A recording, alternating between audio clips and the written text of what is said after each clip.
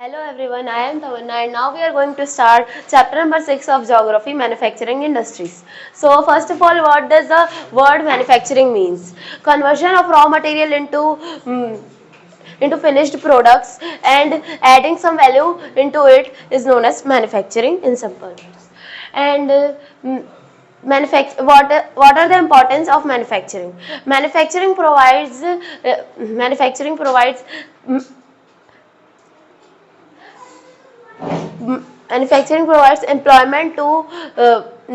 employment to tertiary sector and primary sector. As increase in primary sector leads to increase in secondary sector, it also reduces poverty. It also removes social disparities. Like कुछ जगह पे जो है वो चीज़ें present होती है, जैसे फिनिश्ड गुड प्रेजेंट्स होते हैं और कुछ जगह पे नहीं होते हैं, तो वो मैन्युफैक्चरिंग उस डिसपैरिटी को कम करने में हेल्प करती है. And manufacturing also provides in employment.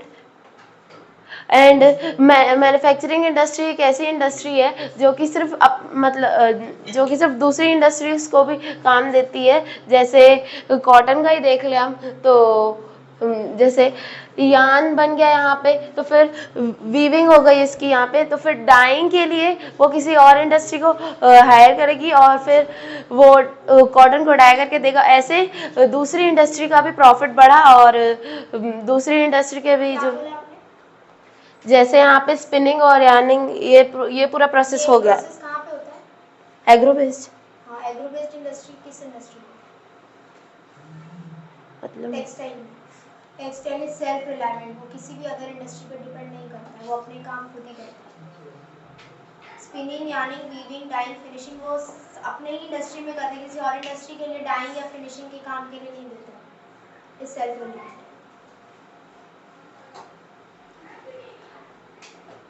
So our next topic is industrial location. Industrial location. अब इंडस्ट्री कहाँ कहाँ प्रेजेंट होनी चाहिए? अब हर कोई इंडस्ट्री का मतलब जो भी ओनर होगा या जो भी ग्रुप होगा जो इंडस्ट्री को ओन करेगा, वो तो वही सोचेगा ना कि उसका प्रॉफिट हो, जहाँ वो वहाँ इंडस्ट्री को सेटअप करे. तो सबसे फर्स्ट पॉइंट है क्लोज टू द मार्केट. अब वो मार्केट के क्लोज में इंडस्ट्री सेटअप करेगा तो उसका ट्रांसपोर्टेशन का कॉस्ट बच जाएगा. जो भी फिनिश प्रोडक्ट्स बनेंगे उसको ट्रांसपोर्ट करने में उसका कॉस्ट कम लगेगा. एंड सेकेंड इज जहाँ रॉ मटेरियल की अवेलेबिलिटी होगी, जहाँ रॉ मटेरियल अच्छे से अवेलेबल होगा, वहाँ वो इंडस्ट्रीज को सेटअप करना चाहेगा.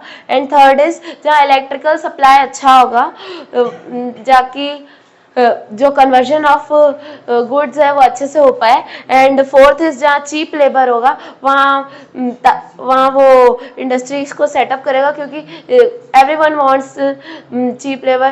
क्योंकि चाहे वो स्किल्ड हो या अनस्किल्ड हो, अगर अनस्किल्ड भी होगा तो उसको मतलब वहाँ ट्रेन करके और हाउ टू वर्क वो सिखा सकते हैं. And fifth point is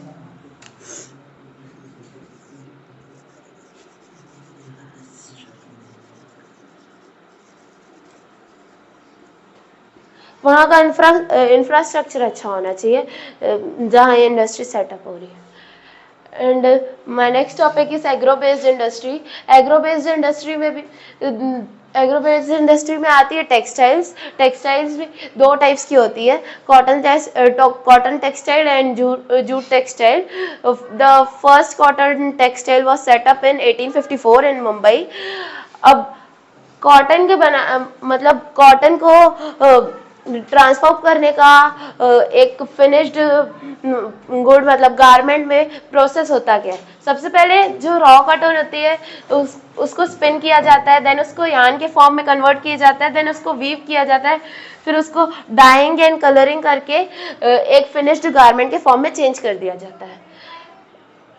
so cotton textile जो है वो मेनली प्रेजेंट होती है एरियाज में छत्तीसगढ़, मध्य प्रदेश एंड उड़ीसा.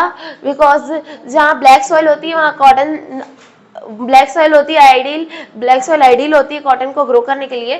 तो जिन एरियाज में भी ब्लैक सॉइल प्रेजेंट होती है वहाँ कॉटन की टेक्सटाइल प्रेजेंट होती है. And second is jute textile. Jute textile में इंडिया जो है वो सेकेंड लार्जेस्ट प्रोड्यूसर है जूट का आफ्टर बांग्लादेश। एंड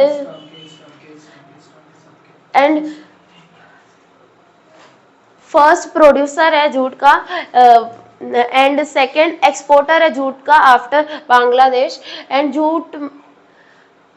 जूट एक ऐसी चीज है मतलब जो एक्सपेंसिव है बहुत, आज के टाइम पे बहुत कम यूज हो रही है, बट ऐसा माना जा रहा है कि according to national jute policy जो कि गवर्नमेंट ने लॉन्च की थी जूट की क्वालिटी को इम्प्रूव करने के लिए, कि आने वाले कुछ सालों में जूट का जो है यूज बढ़ता जाएगा। एंड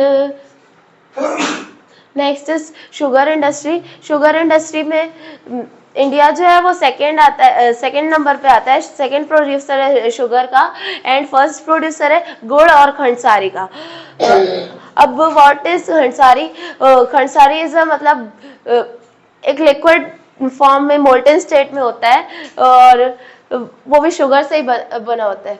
एंड ये जो शुगर इंडस्ट्री है सबसे ज़्यादा महाराष्ट्र में प्रेजेंट होती है। अब महाराष्ट्र ही क्यों?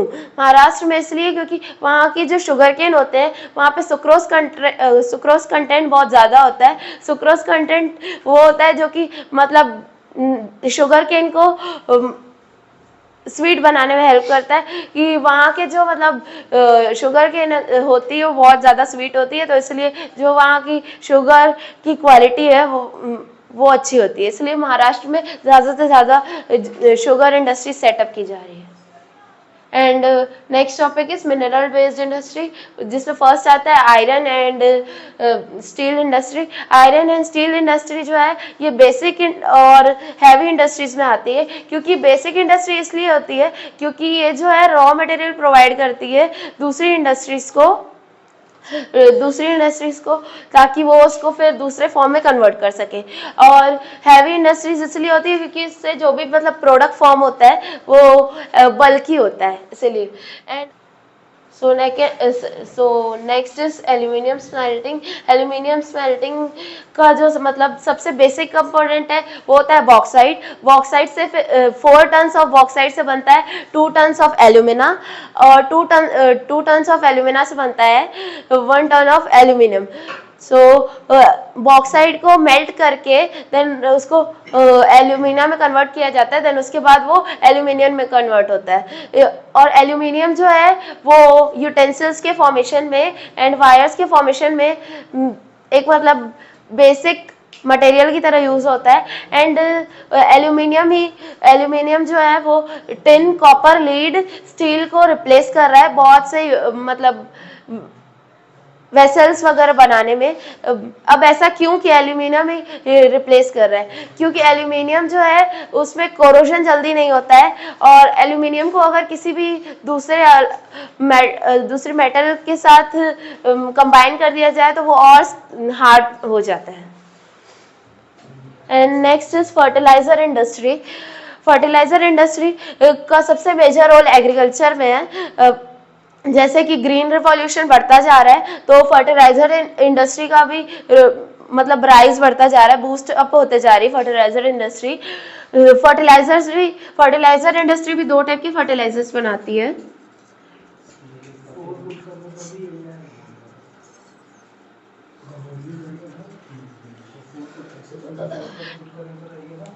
Nitrogenous and complex. Nitrogenous fertilisers में मेनली जो है वो यूरिया आता है, एंड कॉम्प्लेक्स फर्टिलाइजर्स में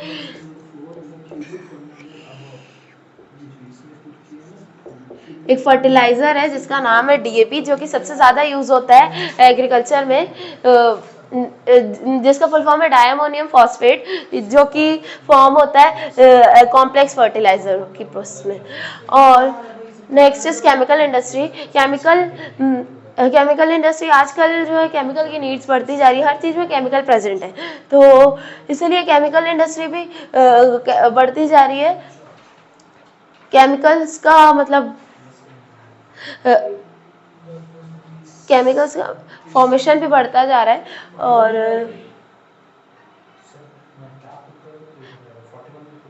next cement industry.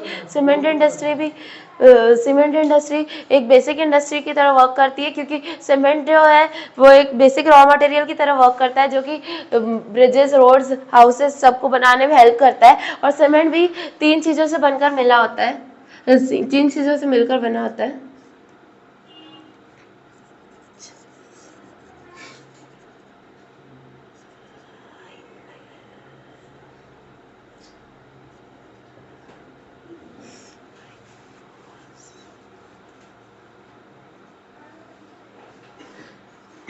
Gypsum, lime and phosphate. तो अब सीमेंट इंडस्ट्रीज भी कहाँ का सबसे ज़्यादा अवेलेबल होगी? जहाँ ये तीनों की अवेलेबिलिटी सबसे ज़्यादा होगी, और जहाँ पे इलेक्ट्रिसिटी सप्लाई अच्छा होगा, क्योंकि ये तीनों को मिक्स करके और सीमेंट की प्रोसेस में कन्वर्जन में हीट और इलेक्ट्रिसिटी का सबसे मेन रोल है। And my next topic is industrial pollution. Industrial pollution भी 3 टाइप्स के होते हैं, 4 टाइप्स के होते हैं, sorry. Air pollution industries cause करती है। इंडस्ट्रीज जो है वो कार्बन मोनोऑक्साइड जैसी हार्मफुल गैसेस को एयर में रिलीज करके और एयर पॉल्यूशन कॉज करती है, जो कि ह्यूमन बींग्स के लिए और एनिमल्स के लिए हार्मफुल है। And second is water pollution. Industries जो है अपने एफ्लुएंट्स को, जो कि हार्मफुल एफ्लुएंट्स होते हैं, उसको वाटर में रिलीज करके वाटर को पॉल्यूट कर देती है, अगर और जो फिर एक्वेटिक लाइफ को अफेक्ट करता है। And third is noise pollution, जैसे कि बहुत सारी मशीनरीज यूज़ हो रही होती है इंडस्ट्री में से, एंड जो कि बहुत नॉइज कॉज करती है, जो कि irritation, blood pressure and headache cause करता है। And fourth is thermal pollution. Thermal pollution जो है वो पानी का टेम्परेचर बढ़ने की वजह से होता है। इंडस्ट्रीज जो है वो मतलब जो इंडस्ट्रीज में वाटर यूज होता है वो हॉट वाटर यूज होता है, तो इंडस्ट्रीज बिना उनको ट्रीट किए और उनको ओशियंस में रिलीज कर देती है, जिससे फिर थर्मल पॉल्यूशन कॉज होता है, और ये जो है वो एक्वेटिक लाइफ को सबसे ज़्यादा अफेक्ट करता है। And sixth is control of environmental degradation. कैसे इन्वायरमेंटल डिग्रेडेशन को सही किया जा सके? अब नॉइस पॉल्यूशन को सही करने के लिए ऐसे मतलब वो साइलेंसर्स वगैरह, मतलब मशीनरीज में ऐसी चीज़ें यूज़ करें जो कि नॉइस को कम करने में हेल्प करे। एंड वाटर को जो है हॉट वाटर, उसको ट्रीट करके उसके बाद देन रिलीज किया जाए। एंड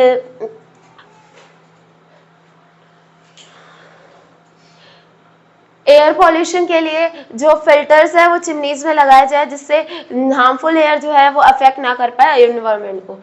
और ऐसा जो है, जैसे मैंने पॉइंट्स बताया, ऐसा जो है सिर्फ एक कंपनी ने किया, एनटीपीसी, जिसका फुल फॉर्म है नेशनल थर्मल पावर कॉरपोरेशन, जो कि ऐसी मशीनरीज यूज करती है जो कि इको फ्रेंडली हो एंड जिसमें से नॉइज बहुत कम आता हो, और जैसे फिल्टर्स यूज करती है चिमनीज में, जिससे जो एयर बाहर रिलीज हो रही हो वो इतनी हार्मफुल ना हो। वो कुछ हद तक हार्मफुल होगी, बट उतनी हार्मफुल नहीं होगी जितनी पहले होती थी without the use of them. और ये जो है अपने जो वेस्ट होते हैं उनको बर्न करके एशेस में कन्वर्ट करती है। अब यहाँ पे एक क्वेश्चन राइज होता है कि एशेस में जो बर्न करती है, तो यहाँ से भी तो हार्मफुल एयर जो है वो हार्मफुल हो रही है, एयर पॉल्यूशन हो रहा है। तो इसको ठीक करने के लिए इस इंडस्ट्री ने एक और चीज की है जिसको बोलते हैं एफॉरेस्टेशन। बहुत सारे ग्रीन ट्रीज को प्लांट किया है, ये जो बर्निंग करती है उससे जो पॉल्यूशन कॉज होता है उसके लिए। And next topic is automobile industry and IT industry. Automobile industry एक ऐसी इंडस्ट्री है जो कि मतलब ट्रांसपोर्टेशन व्हीकल्स प्रोवाइड करती है, फॉर्म करती है। वो अब आपके पर्सनल यूज के लिए भी हो सकता है एंड गुड्स के लिए भी यूज हो सकता है। और ये इंडस्ट्री जो है मेनली जो महाराष्ट्र में मुंबई, नोएडा में फाउंड आउट होती है। And IT and my next topic is IT industry. IT industry आजकल हर कोई चाह रहा है कि वो आईटी मतलब आईटी सेक्टर में वर्क करे, तो ये इंडस्ट्री जो है एम्प्लॉयमेंट को इंक्रीज करने में हेल्प करती है। आईटी इंडस्ट्री में कॉल, कम्युनिकेशन, कंप्यूटर्स वगैरह सब आते हैं। सो ये जो है सारी ऑटोमोबाइल इंडस्ट्रीज और आईटी इंडस्ट्रीज जो है वो इंडिपेंडेंस के बाद की मतलब मेनली है।